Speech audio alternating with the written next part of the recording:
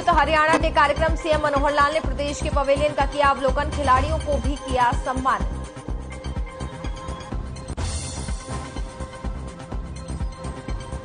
Trade fair में मुख्यमंत्री मनोहर लाल का अलग दिखा अंदाज, सीएम ने चलाई गाड़ी, खुद आजमाए गोल्फ कोर्स पर हाथ।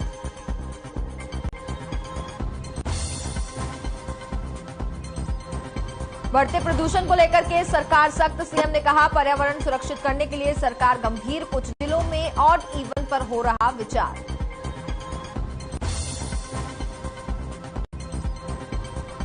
बिजली मंत्री रणजीत चौटाला का बड़ा बयान, रडार पर है बिजली विभाग के 150 से ज्यादा कर्मचारी, 15 को कर सकते हैं टर्मिनेट।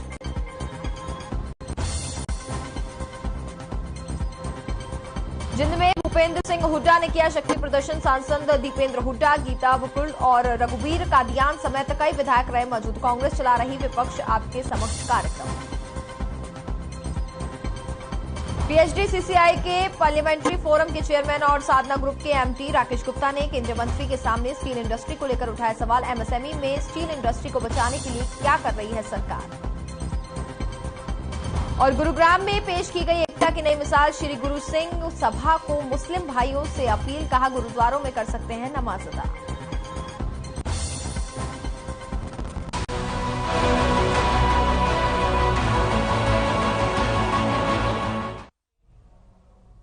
नमस्कार, मैं हूं आपके साथ कनिका अरोरा और आप देख रहे हैं हर खबर हरियाणा। मेट्रो सिटी में आपका स्वागत है। तो बुलेटिन की शुरुआत करते हैं हम इस वक्त की बड़ी खबरों के साथ। दिल्ली एनसीआर में बढ़ते प्रदूषण की वजह से हालात लगातार चिंताजनक बने हुए हैं। फरीदाबाद में भी प्रदूषण का स्तर बढ़ता जा रहा है। अब हरियाणा में जल्द ही वाहनों को लेकर ऑड इवन का फॉर्मूला लागू किया जा सकता है। सीएम मनोहर लाल ने कहा हमने एक कमेटी भी बनाई है जिसमें engineer, Gurugram municipal corporation commissioner और डीसी को भी शामिल किया गया है। ये कमेटी वायु प्रदूषण कम करने के उपायों पर गंभीर से विचार करेगी। जल्द ही इस संबंध में फैसला भी लिया जाएगा। तो प्रदूषण को रोकने की जो कोशिश है वो लगातार जारी है। सीएम मनोहर लाल ने भी ऐलान कर दिया है कि जल्द ही ऑड इवन फॉर्मूला भी प्रदेश भर में अब अपनाया जाएगा, क्योंकि लगातार प्रदेश में प्रदूषण का जो स्तर है वो दिन पर दिन बढ़ता हुआ नजर आ रहा है। ऐसे में लोगों को काफी दिक्कतों का सामना करना पड़ रहा है, जिसके चलते आपको बता दें कि प्रदेश भर में कई जगहों पर स्कूल्स भी बंद कर दिए गए हैं। कोरोना काल में पहले ही बच्चों की पढ़ाई काफी ज्यादा प्रभावित हुई थी। अब एक बार फिर से अगर हम बात करें, काफी लंबे समय बाद चीजें पटरी पर आई थी, लेकिन फिर से स्कूलों को बंद कर दिया गया है सिर्फ और सिर्फ प्रदूषण की वजह से, क्योंकि प्रदूषण काफी तेजी से प्रदेश भर में बढ़ता हुआ नजर आ रहा है। बता दें कि 21 नवंबर तक स्कूल भी बंद कर दिए गए हैं। ऐसे में लोगों को भी काफी दिक्कतों का सामना करना पड़ रहा है। पराली जलाने का जो सिलसिला है वो भी लगातार अभी तक जारी है। उस पर काबू पाने की कोशिश भी की जा रही है, लेकिन कुछ लोग अभी भी नहीं मान रहे हैं। तो ऐसे में लोगों को तो दिक्कतों का सामना करना पड़ रहा है। प्रदूषण से स्थिति दिन पर दिन खराब होती हुई नजर आ रही है। फरीदाबाद से कुछ ये तस्वीरें हम आपको दिखा रहे हैं, जिसमें आप साफ तौर पर देख सकते हैं कि चारों ओर सिर्फ धुंध ही धुंध नजर आ रही है, लेकिन इसे धुंध नहीं कहेंगे, ये पॉल्यूशन है। प्रदूषण काफी तेजी से बढ़ता हुआ जा रहा है। ऐसे में लोगों के लिए ये काफी ज्यादा दिक्कत का सबब बना हुआ है।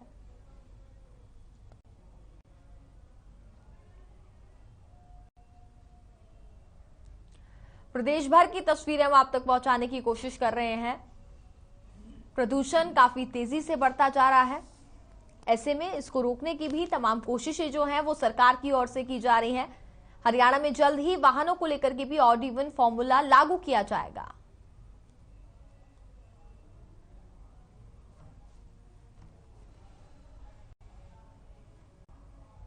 और इसी खबर पर हमारे साथ ज्यादा जानकारी के लिए हम बात करते हैं पूजा शर्मा, ब्यूरो चीफ इस वक्त हमारे साथ जुड़ गए हैं, उनका मैं रुख करूंगी। पूजा, देखा जाए तो देश भर में दिन पर दिन जो स्थिति है वो खराब होती हुई नजर आ रही है। लोगों के लिए काफी ज्यादा दिक्कतें बढ़ती हुई नजर आ रही हैं, और ऐसे में कोरोना काल के बाद अगर हम बात करते हैं तो बच्चों की जो पढ़ाई है वो एक बार फिर से प्रभावित होती जा रही है। आखिरकार इस पर कैसे रोक लगाई जाएगी?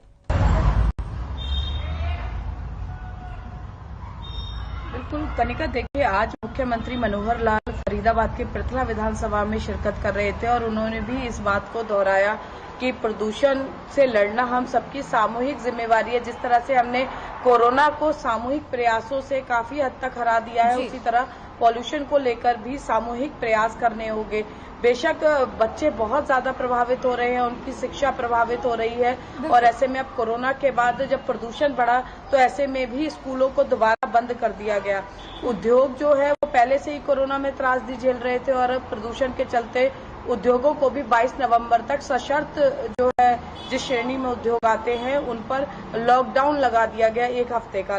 तो ऐसे में हर वर्ग परेशान है, लेकिन कोई समस्या की जड़ तक पहुंचने को तैयार नहीं है कि आखिर सबको ये दिखाई देता है कनिका कि फरीदाबाद में पॉल्यूशन का स्तर लगातार बढ़ता जा रहा है, लेकिन ना तो प्रशासन ये समझने को और खोजने को तैयार है कि इसके कारण जो है उस पर गहनता से जड़मूल काम किया जाए तो शायद इस स्थिति से निजात पाई जा सकती है। ना आम आदमी शिकायतों को छोड़कर जो कारक है पॉल्यूशन के उस पर काम करने को तैयार है। देखिए सरेआम कूड़ा जलाया जा रहा है जिससे प्रदूषण बहुत ज्यादा फैल रहा है। वो कूड़ा जलाने वाले कभी फरीदाबाद नगर निगम के कर्मचारी होते हैं तो कभी आम आदमी होता है जो अपने घरों का कूड़ा बाहर जला देता है। यानी कहीं प्रशासन प्रदूषण फैलाने का कारक बनता है तो कहीं पर आम आदमी। तो ऐसे में किस तरह से प्रदूषण पर काबू पाया जा सकता है और इसी स्थिति को देखते हुए ही शायद मुख्यमंत्री मनोहर लाल ने ये बात कही कि हम सबको सामूहिक प्रयास करने होंगे और तभी प्रदूषण से निजात पाई जा सकती है। फरीदाबाद का एक्यूआई लेवल जिस कदर खराब होता जा रहा है, लोगों को समझना होगा कि ये न केवल हमारे लिए बल्कि बच्चों के लिए, बुजुर्गों के लिए, हमारी आने वाली पीढ़ियों के लिए भी एक अच्छा संदेश लेकर नहीं जा रहा है, क्योंकि फरीदाबाद की छवि प्रदूषण को लेकर जिस तेजी के साथ खराब हो रही है, निश्चित तौर पर बहुत सोचने की, समझने की और जागरूक होने की जरूरत है। अभी भी जो है बेशक सरकार ने आदेश दे दिए हैं, लेकिन उद्योगों की यदि बात की जाए तो चोरी छुपे उद्योग अभी भी चलाए जा रहे हैं जो डीजल और अन्य फ्यूल्स पर चलते हैं। यानी कि जो नियम कायदे पॉल्यूशन को लेकर सरकार एक सख्ती बरतने की कोशिश कर रही है, कहीं न कहीं प्रशासनिक कमी उसको माना जाए और लोग जो है पॉल्यूशन कंट्रोल के जो नियम है उनका उल्लंघन करते कनिका देखे जा रहे हैं। तो यदि ऐसी स्थिति रही तो निश्चित तौर पर आने वाले समय में, क्योंकि अभी तो केवल स्मॉग दिखाई दे रहा है, जब सर्दी बढ़ेगी, तापमान में कमी आएगी तो कोहरे की चादर भी नजर आएगी और ऐसे में लोगों का सांस लेना कितना मुश्किल होने वाला है, ये लोगों को समझने की जरूरत है। और जो लोग अभी भी जागरूक नहीं है उन्हें एक बार रुख जरूर करना चाहिए। फरीदाबाद के जितने निजी मोहल्ला क्लिनिक है या सरकारी अस्पताल है या निजी अस्पताल है, किस तरह से सांस के, लंग्स के मरीजों की संख्या में वृद्धि हो रही है। आई स्पेशलिस्ट के पास लाइन लगी हुई है और वे अधिकतर जो लोग हैं वो पॉल्यूशन के चलते जो उन्हें समस्या स्वास्थ्य संबंधी हो रही है उस सबसे पीड़ित है। तो आंख खोलने की जरूरत है और जागरूक होने की जरूरत है। केवल शिकायतों का पिटारा खोलने से या किसी के सिर ठीकरा फोड़ने से कनिका पॉल्यूशन का निवारण नहीं किया जा सकता है। ये जब तक लोग नहीं समझेंगे तब तक स्थिति यथावत बनी रहेगी और जिस तरह से फरीदाबाद की आबोहवा जहरीली होती जा रही है, अगर अब भी लोगों ने नहीं कोई सकारात्मक कदम और प्रयास किए तो आने वाला समय और भी भयावह हो सकता है।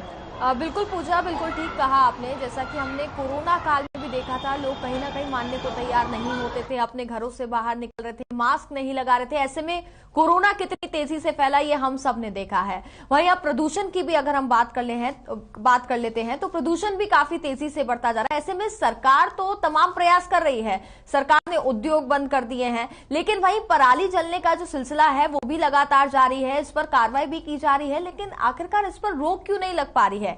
प्रशासनिक कमी भी साफ तौर पर पूजा देखी जा रही है।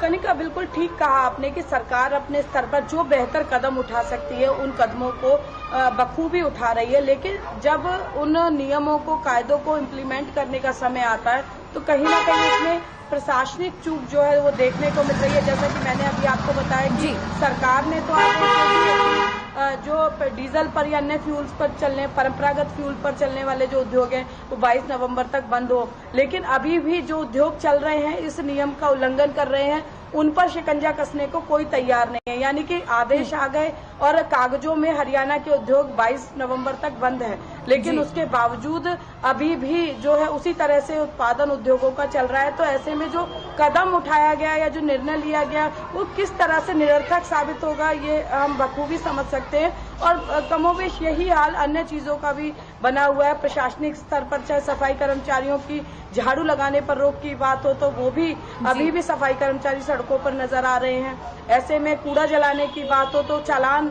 जो है उसकी प्रक्रिया है, लेकिन वो भी कहीं ना कहीं ढिलाई में नजर आ रही है। और इस सबके पीछे एक कारण केवल प्रशासनिक लापरवाही नहीं है, एक बहुत बड़ा मुद्दा यहाँ पर कर्मचारियों की कमी का भी है।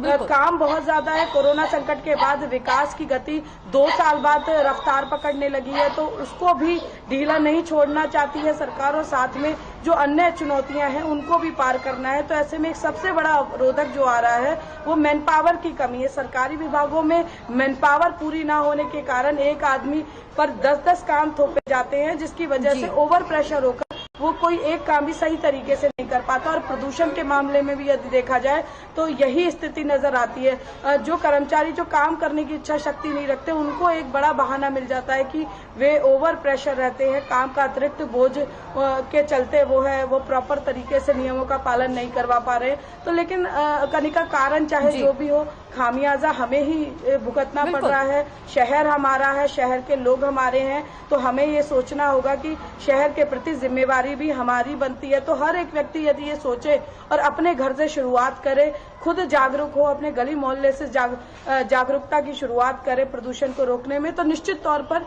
एक प्रदूषण को लेकर एक जंग अगर हम कहें इसे कि लड़ी जा सकती है और हम इसमें सफल साबित होंगे तो अतिशयोक्ति नहीं होगी। बिल्कुल, तो सरकार की तरफ से तमाम प्रयास पूजा किए जा रहे हैं, लेकिन जैसा कि जानकारी आपने दी, इस पॉइंट को भी नोटिस किया जाना चाहिए कि आखिरकार मैन पावर की भी जो कमी है वो देखने को मिल रही है, इसको भी दूर करना बहुत जरूरी होगा। फिलहाल बहुत बहुत शुक्रिया आपका तमाम जानकारी के लिए। खबरों में आगे बढ़ते हैं। साइबर सिटी गुरुग्राम में श्री गुरु सिंह सभा ने गुरु पर्व से पहले भाईचारे की एक मिसाल पेश करते हुए अपील की है कि अगर मुस्लिम भाई चाहे तो कोविड नियमों के तहत गुरुद्वारों में जुमे की नमाज अदा कर सकते हैं। श्री गुरु सिंह सभा के प्रधान शेरगिल सिद्धू ने कहा कि ये हमारी पहली कोशिश नहीं है, इससे पहले भी अमृतसर के हरमंदिर साहिब में नमाज अदा की जाती रही है। तो एक अनोखी मिसाल यहां पर पेश की गई है। श्री गुरु सिंह सभा की अपील की गई है कि मुस्लिम्स यहां पर आके जुमे की नमाज भी अदा कर सकते हैं।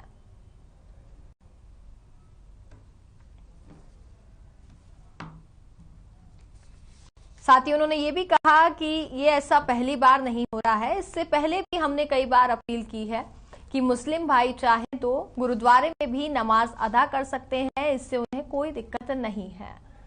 बता दें कि गुरु पर्व काफी नजदीक है, गुरु जयंती आने वाली है, ऐसे में तमाम तैयारियां भी वहां पर की जा रही हैं। इस बीच एक अच्छी मिसाल जो है पेश की है, जहां एक और हम देश भर में देखते हैं हिंदू मुसलमान के नाम पर लड़ाइयां की जाती हैं, लेकिन ऐसे में एक अच्छी मिसाल यहां पर पेश की गई है सिख द्वारा। गुरुद्वारे में आपको बता दें कि नमाज अदा करने के लिए मुस्लिम्स को इजाजत दी गई, भाईचारे की मिसाल एक पेश की गई है।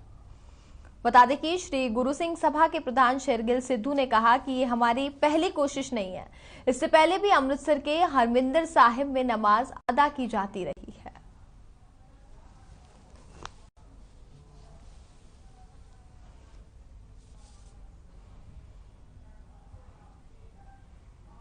इस खबर पर ज्यादा जानकारी के लिए संवाददाता मोहित कुमार इस वक्त मेरे साथ लाइव जुड़ गए हैं।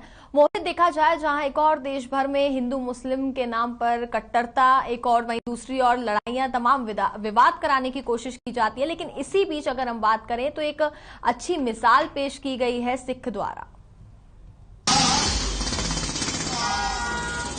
जी, मैं बताना चाहूंगा कि गुरुग्राम के अंदर जो लोग हैं उनको नमाज अदा करने की जो है परमिशन दी है। हालांकि कल गुरु पर्व है, जिसके चलते इन सभी लोगों को कह दिया गया है कि कल गुरुद्वारे के अंदर नमाज नहीं पढ़ी जा सकती है। गुरुद्वारे के साइड में आपको जगह दे दी जाएगी, मगर साइड में भी आपको जो है कोविड-19 के जो प्रोटोकॉल है उसके हिसाब से अपनी नमाज अदा करनी होगी। साथ साथ मैं बता दूं कि लगातार गुरुग्राम जिले के अंदर जो हिंदू संगठन है इस नमाज की जो जगह गुरुद्वारों में दी गई इसका विरोध कर रहे हैं, जिसके चलते एक और बात लगातार सामने आ रही है कि जो गुरुद्वारा समिति है गुरुग्राम की, उसने तय किया है कि जो कल गुरु पर्व है, गुरु पर्व के बाद जो एक बार फिर से बैठक होगी, उसके बाद तय किया जाएगा कि जो नमाज है गुरुद्वारे के जो बेसमेंट है गुरुद्वारे के अंदर कराई जाएगी या फिर कहीं और इसको अदा कराया जाएगा। ऐसे में जो असमंजस की स्थिति गुरुग्राम में बन गई है। हालांकि बीते 2 दिनों से लगातार सामने आ रहा था कि जो गुरुद्वारा समिति गुरुग्राम है उसे परमिशन दी है कि अपने गुरुद्वारों में आकर के जैसे अमृतसर साहब में इस तरीके से जो नमाज पढ़ी जाती है तो यहाँ भी पढ़ सकेंगे। मगर लगातार चारों तरफ से बढ़ रहे प्रेशर के बाद एक बार फिर स्टेटमेंट सामने आई है जहां पर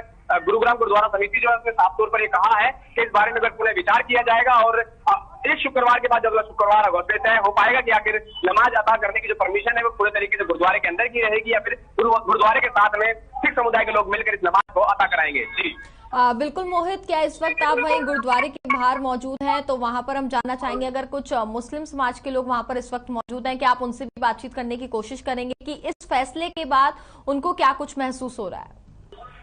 तो बताना चाहूंगा, मुस्लिम समुदाय से हमने जो बात की वो सीधे तौर पर जो है शुक्रिया अदा करते नजर आ रहे हैं। सिख समुदाय के वो कह रहे हैं कि ये जो दरबार है ये रब का दरबार है और यहाँ पर नमाज ही नहीं, कोई भी धर्म का आदमी, धर्म का व्यक्ति आकर के यहाँ पर इबादत कर सकता है, प्रार्थना कर सकता है, पूजा कर सकता है, अरदास कर सकता है। तो ऐसे में कहीं ना कहीं पहले के जो मुस्लिम समुदाय है वो काफी खुश नजर आ रहे हैं। मगर आपको बताना चाहूंगा गुरुग्राम में जो नमाजियों की जो संख्या है वो हजारों में है। और अगर गुरुद्वारों की बात करें तो गुरुग्राम के 5 ऐसे गुरुद्वारे हैं जहां पर इनको परमिशन दी गई। सदर बाजार की बात करें, अर्जुन नगर की बात करें, शिवाजी नगर की बात करें या सेक्टर 44 की बात करें, ऐसे कुछ गुरुद्वारे हैं जहां पर इनको नमाज अदा करने की परमिशन जो गुरुग्राम गुरुद्वारा समिति ने दी थी। मगर उस परमिशन के बावजूद भी बता दूं कि 4 से 5 लोगों की संख्या जो है गुरुद्वारे में रखी गई है, ज्यादा लोगों को परमिशन अभी नहीं दी गई है। इसके बारे में एक बार फिर पुनः विचार किया जाएगा, उसके बाद संख्या और समय जो है वो तय किया जाएगा किस तरीके से कब किस गुरुद्वारे के अंदर नमाज अदा होनी है। मगर जो मुस्लिम समुदाय के जो लोग हैं वो इस फैसले के बाद काफी खुश नजर आ रहे हैं। उनका साफ तौर पर कहना है कि हम अपनी नमाज को गुरुद्वारे में अदा नहीं करेंगे, मगर पहल को देखकर उनका दिल जरूर खुश हुआ है।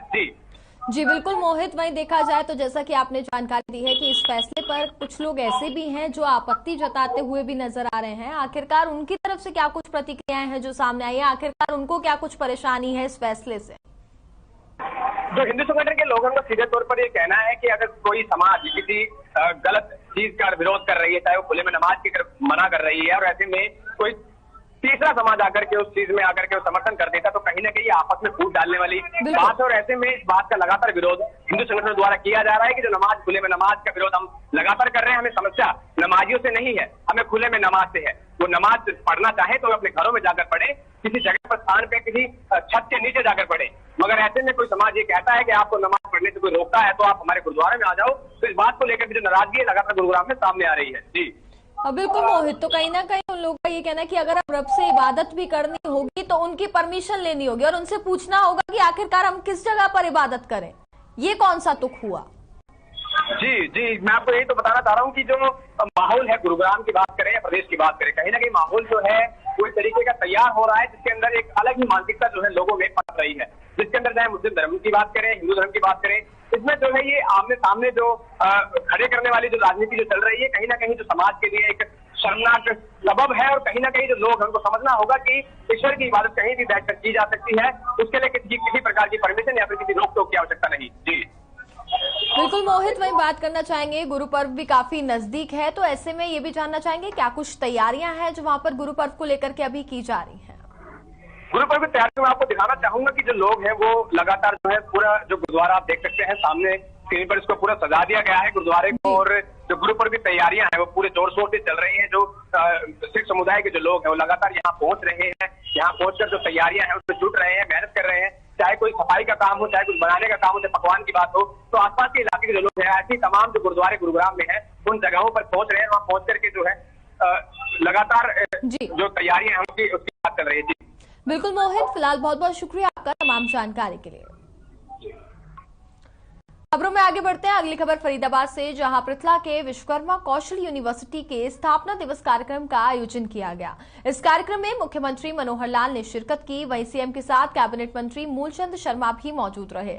इस कार्यक्रम के जरिए सीएम मनोहर लाल ने ग्रामीणों को संबोधित करते हुए कहा कि प्रधानमंत्री नरेंद्र मोदी ने आत्मनिर्भर भारत की बात कही है। आत्मनिर्भर भारत तभी हो सकता है जब प्रदेश की 130 करोड़ जनता को रोजगार के माध्यम से अपने पैरों पर खड़ा करें। रोजगार प्राप्त करने के लिए शिक्षा के साथ साथ हुनरमंद होना भी बहुत जरूरी है। मुख्यमंत्री ने आगे ये भी कहा कि इस विश्वविद्यालय से लोगों को कौशल विकास के जरिए काफी फायदा मिलेगा। पृथला विधानसभा क्षेत्र के लिए भी ये काफी अच्छा रहेगा। यहाँ से हजारों युवा अपना भविष्य संवार सकेंगे।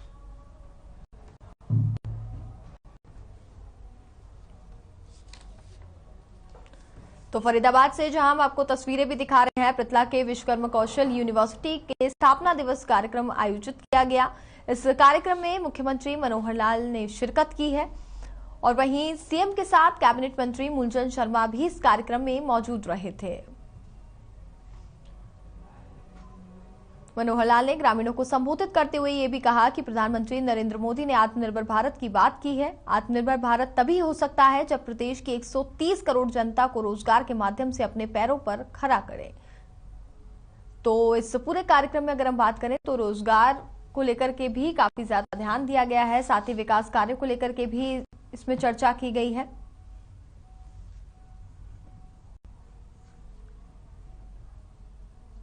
जो कल्पना की गई थी इस कौशल विश्वविद्यालय को बनाने की, अभी भी पूरा बना नहीं है, इसका काम चल रहा है।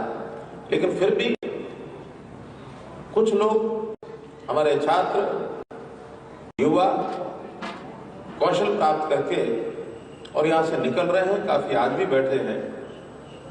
उनके चेहरे पर मैं तेज इस प्रकार का देख रहा हूं, जिनके अंदर एक आत्मविश्वास झलक रहा है कि हम यहां से कुछ सीख करके अपने जीवन यापन की दृष्टि से, निर्माण की दृष्टि से अपनी भूमिका, अपना योगदान। सीएम मनोहर लाल ने कहा कि तहसील में अब तहसीलदार के अलावा एसडीएम और सीटीएम भी जल्द रजिस्ट्रेशन कर सकेंगे। सीएम ने यह भी कहा कि पहले से वर्षों से बनी अवैध कॉलोनियों को नियमित करने के लिए पोर्टल खोला गया था, जिस पर प्रदेश में लगभग 1200 कॉलोनियां रजिस्टर हुई हैं। उनको नियमानुसार नियमित करने के बाद बची हुई पुरानी कॉलोनियों को रजिस्टर करने का मौका दिया जाएगा और पोर्टल दोबारा खोला जाएगा। इन सभी को विकास शुल्क जमा करवाना पड़ेगा। आगे ये चीजें ना दोहराई। कोर्ट कई बार रास्ते में यानी उनकी कंप्लेंट्स के आधार के ऊपर एक्शन लेने से मना करते हैं और कई चीजों पर स्टे, जैसे एडवर्टाइजमेंट पॉलिसी में भी कई मुद्दे ऐसे आए जिसमें कोर्ट स्टे लगाता है। इसी प्रकार जब हम इलीगल कॉलोनीज को मानो यानी उसको तोड़ने की कोशिश करते हैं तब भी कोर्ट बीच में आता है। बाद में भले ही कुछ समय के बाद वो स्टे हटते हैं और कार्रवाई भी करते हैं, लेकिन नियम कानून के हिसाब से चलना वो भी हमारे लिए भी आवश्यक है। उसके हिसाब से हम चलते हैं। आगे ये चीजें ना दोहराई जाए इसलिए हम काम करते हैं। शुक्रिया, धन्यवाद। और इसी के साथ फिलहाल मेट्रो सिटी में बस इतना ही। देखते रहिए हर खबर हरियाणा।